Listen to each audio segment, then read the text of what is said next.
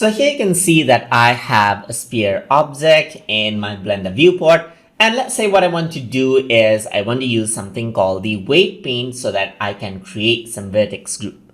So to do that, I'm going to go around into from object mode to weight paint, and then you have this. So if I were to click and drag this, what happens is that you can see that it selects out an area right over here. So you got the group right here, click and drag this around just like this. And what happens is that that area is selected out.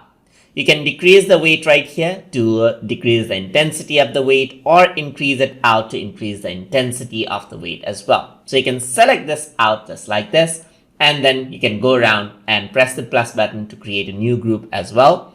And then go around, click and drag this around to select the group out. So what I'm going to do is I'm going to go into edit mode, and if I were to go around, click outside, go around, and if I were to select this, then what I can do is I can select this. And once I select this, you can see that this is the group. So I can go around and this is what you have. So if I were to go around and then resize this, you can see that the selected group is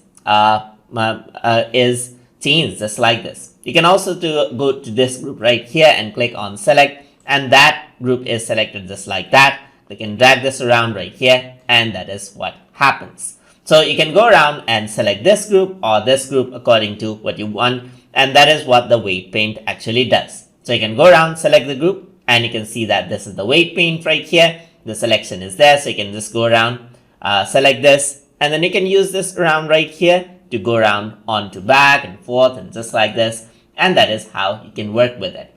And that is how you can use the weight paint to select out portions of an object and then assign a vertex group to it inside of Blender. So hope you guys learned something as always. And as always, please like, comment, share, and subscribe.